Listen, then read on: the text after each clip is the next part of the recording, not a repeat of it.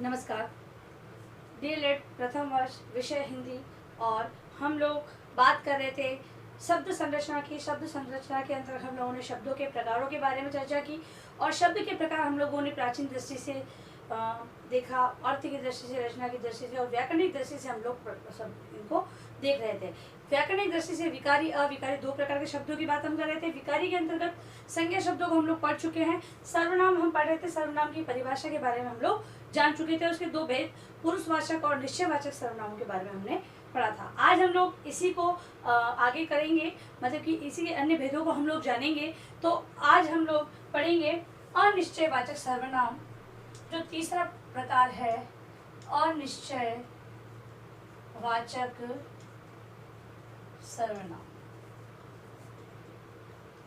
मतलब कि और अनिश्चयवाचक सर्वनाम के अंतर्गत देखो, निश्चयवाचक सर्वनाम के अंतर्गत किसी निश्चित व्यक्ति या वस्तु की और संकेत करते हुए कहा जाता है, और जिन सर्वनाम शब्दों का प्रयोग किया जाता है उन्हें निश्चयवाचक सर्वनाम शब्द कहते हैं। अनिश्चयवाचक के अंतर्गत, अनिश्चय मतलब जिसका कोई निश्चय नहीं हो, ठीक है, तो उसे हम क्या कहेंगे? अनिश्चयवाचक सर्वनाम कहेंगे। तो परिभाषा देखेंगे, जो सर्वनाम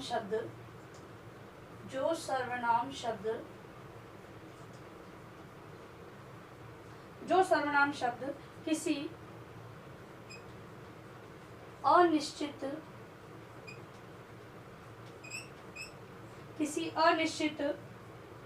व्यक्ति या वस्तु की ओर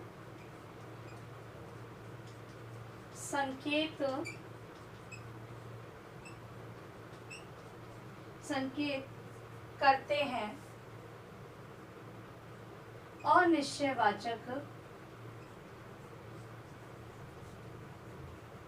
अनिश्चयवाचक सर्वनाम कहलाते हैं।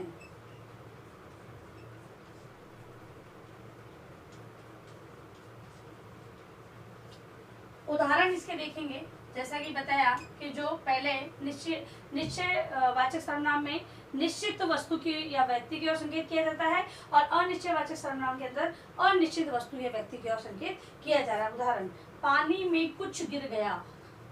पानी में कुछ गिर गया, यहाँ पर निश्चित नहीं है कुछ, ठीक है, मतलब कि पानी में कुछ गिरा है लेकिन निश्चित नहीं है कि वो क्या है, ठीक है। तो यहाँ पर क्या है? अनिश्चयवाचक सर्वनाम का प्रयोग किया गया है।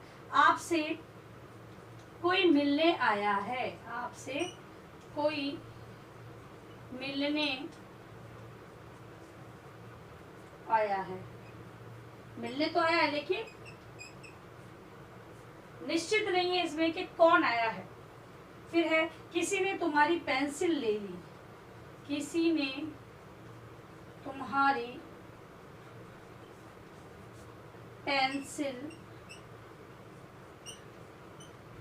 ले ली। किसी ने तुम्हारी पेंसिल ले ली, ठीक है। अनिश्चय के अंतर्गत यहाँ पर निश्चित नहीं है कि किसने पेंसिल ली, कौन आया है और क्या गिरा है। ये ऐसे शब्दों को हम अनिश्चयवाचक सर्वनाम के शब्द कहते हैं, ठीक है। अब है प्रश्नवाचक सर्वनाम। चौथा जो प्रकार है जिसकी चर्चा हम लोग करेंगे वो है प्रश्नवाचक सर्वनाम।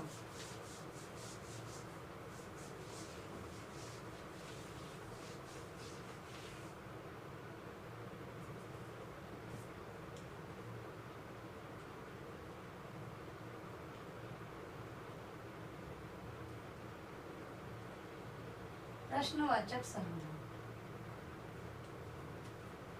जिन सर्वनाम शब्दों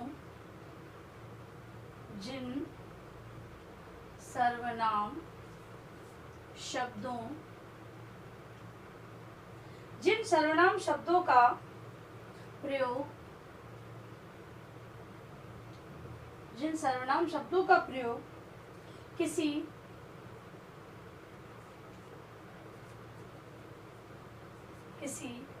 व्यक्ति या वस्तु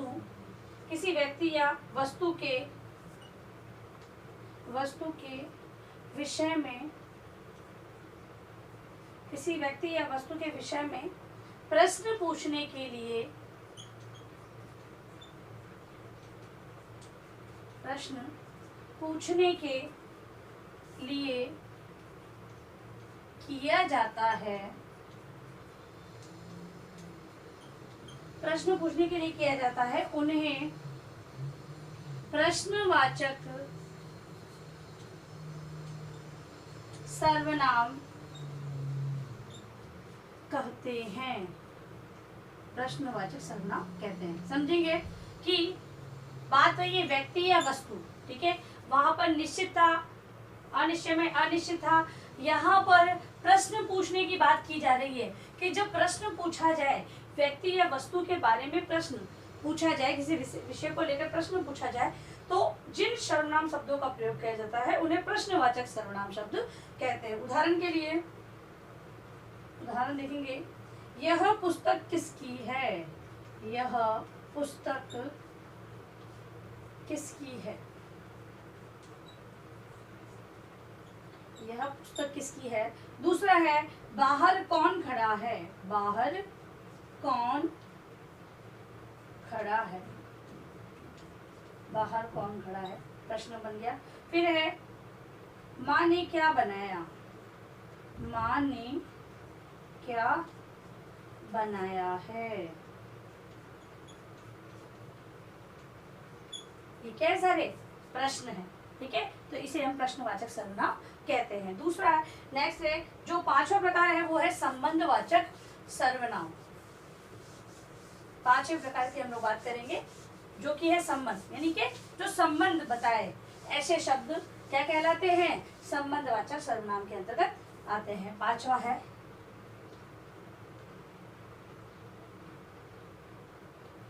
संबंधवाचक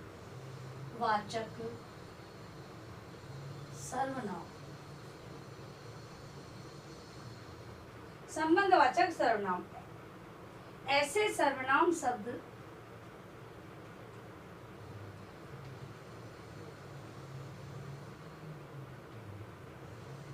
ऐसे सर्वनाम शब्द जो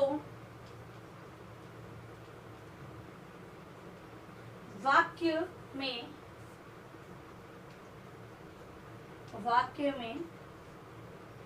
शब्दों का परस्पर संबंध बताते हैं। वाक्य में शब्दों का परस्पर संबंध बताते हैं, उन्हें संबंधवाचक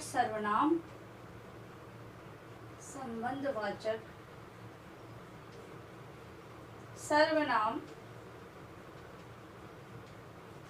कहते हैं।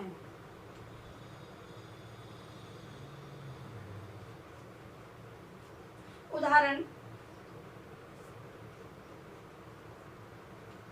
जैसी करनी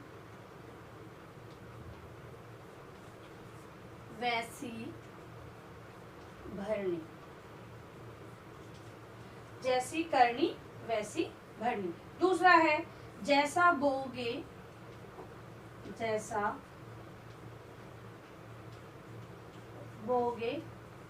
वैसा पाओगे। अगला है, जिसकी लाठी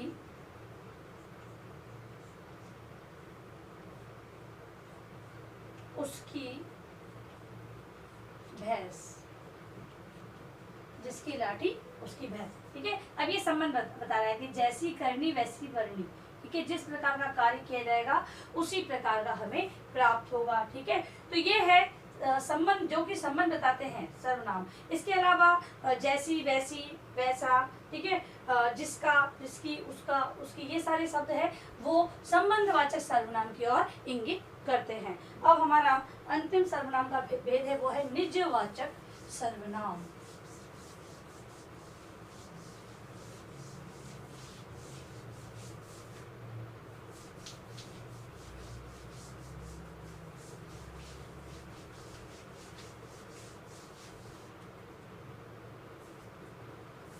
अंतिम जो भेद है वो है निजवाचक वाचक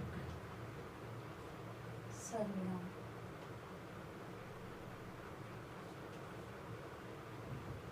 निजवाचक सर्वनाम जिन सर्वनामों का प्रयोग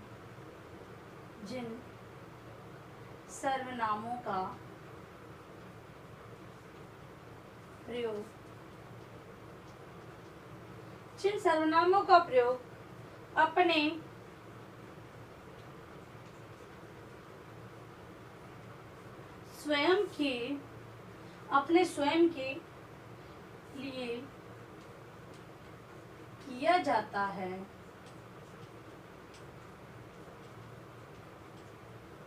जाता है, निजवाचक सर्वनाम कहलाते हैं। उदाहरण देखिए, मैं अपने आप ही चला जाऊंगा। मैं अपने आप ही चला जाऊंगा। मैं अपना आप ही चला जाऊंगा। दूसरा है, मैं स्वयं खाना खा लूंगा। मैं स्वयं खाना खा लूंगा। इसके अलावा मैं खुद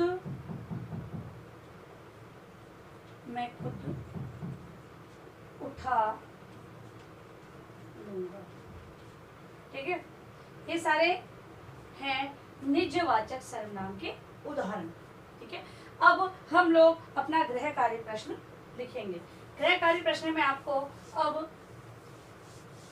हमने जो सर्वनाम के पहले भेद पढ़े थे 2 और 4 भेद जो हमने आज पढ़े हैं, वो सारे आपको अपनी उत्तर पुस्तिका में एक लघुत्रात्मक प्रश्न के उत्तर के रूप में लिख कर लाना है। सर्वनाम के भेदों का वर्णन करें। सर्वनाम के भेदों का वर्णन आपको करके लाना है अपनी उत्तर पुस्तिका में। और अंत में आप लोगों से निवेदन है कि इस महामारी के दौर में कम से कम ये आवश्यक कार्य होने पर ही घर से बाहर जाए, और बाहर जाते हैं तो 3 बातों का विशेष ध्यान रखें। मास्क लगाएं, सोशल डिस्टेंस का पालन करें और हाथों को बार बार सैनिटाइज करें। सुरक्षित रहे, सभी का ध्यान रखें। धन्यवाद।